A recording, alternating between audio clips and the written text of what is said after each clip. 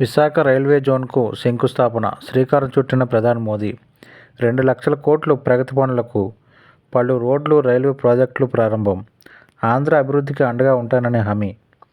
Andhra Pradesh CM Chandrababu సారథ్యంలో NDA ప్రభుత్వం 2047 నాటికి రాష్ట్ర ఆర్థిక వ్యవస్థను $2.5 ట్రిలియన్ చేర్చాలని పెట్టుకున్న లక్ష్యాన్ని సాకారం చేసేందుకు కేంద్రం పూర్తిగా సహకరిస్తుందని ప్రధాని మోదీ హామీ ఇచ్చారు.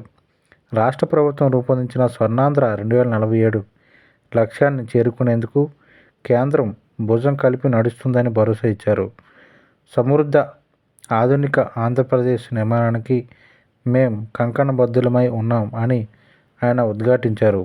బుధవారం విశాఖపట్నంలోని ఏయూ ఇంజనీరింగ్ కాలేజ్ గ్రౌండ్లో భారీ బహిరంగ సభ వేదికపై నుంచి సుమారు 2.08 లక్షల కోట్ల ప్రాజెక్టులకు ప్రధాని వర్చువల్గా శంకుస్థాపన, ప్రారంభోత్సవం చేశారు.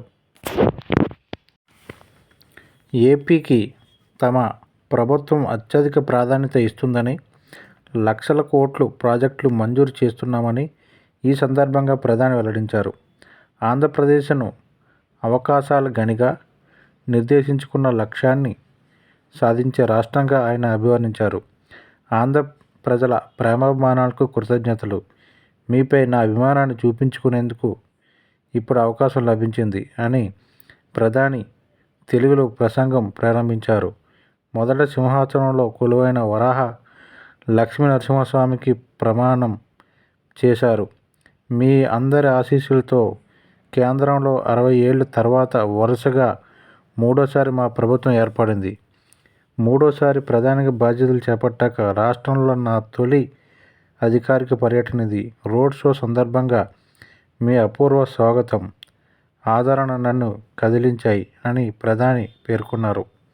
ప్రధాని ప్రసంగాన్ని కేంద్ర మంత్రి రామ్మోహన్ నాయుడు తెలుగులోకి అనువదించారు. ఇప్పుడు శంకుస్థాపన చేసిన ప్రాజెక్టులతో పారిశ్రామిక రంగంలో ఏపీ కొత్త శిఖరాలను అందుకుంటుందని, పరిశ్రమల స్థాపనకు అత్యంత అనుకూలమైన వాతావరణం అభివృద్ధి చెందుతుందని, తయారీ రంగానికి ఏపీ కేంద్రంగా ఆవిర్భవిస్తుందని ఆయన పేర్కొన్నారు. నా మిత్రుడు చంద్రబాబు అంటూ ప్రధాని ప్రస్తావించారు. చంద్రబాబు ప్రసంగంలో అన్ని సిక్సర్లే కొట్టారని చమత్కరించారు. ఆయన ప్రసంగంలో ప్రతి పదం వెనుక ఉన్న భావనను, స్ఫూర్తిని అర్థం చేసుకున్నాను. ఆయన నిర్దేశించిన లక్ష్యాలను మనందరం కలిసి చేరుకుందాం.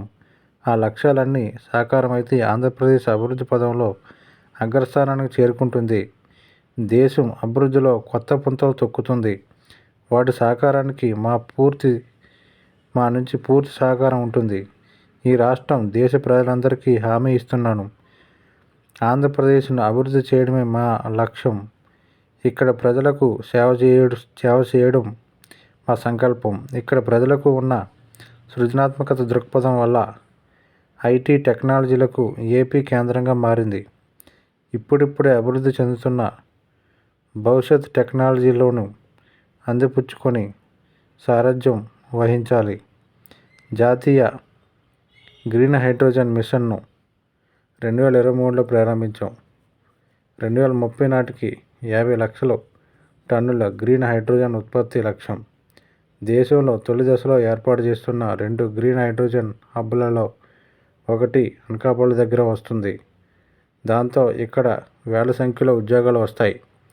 తయారీ రంగానికి అనుకూలమైన వాతావరణం అభివృద్ధి చెందుతుంది.